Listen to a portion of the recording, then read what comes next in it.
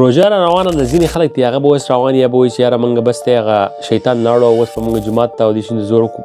خبره ده څومره کولی شئ کوئ، خو یو کار وکئ په خپل سټډي باندې افیکټ مه راولئ.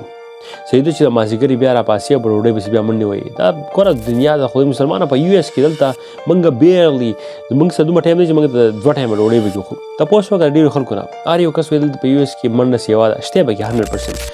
خو مطلب دی سړی بیزي او بل دا ده چې یو ټایم ډوډۍ چې کومه ده هغه به ته خورې انیوی، خو بیا تاسو به خپل ځان باندې خپل سبق هم بند کړئ او د خلکو سره ریلیشنشپ چې هغه هم بند شي او ستاسو هغه کم ګروت چې کوم دی ایجوکیشن وایز دا کمپلیټلی شټ ډاون. دس از ناٹ ا ګډ تھنګ مین، ځکه چې ته خو بیا ویک روژې والی کله چې څوک روژې نیسي هغه دا ټول برداشت کولی شي، د هغې په تور باندې تاسو خپل ګروت هم چې کوم دی هغه کیپ ان ټچ د ګروت سره خپل ځان مه خرابوئ.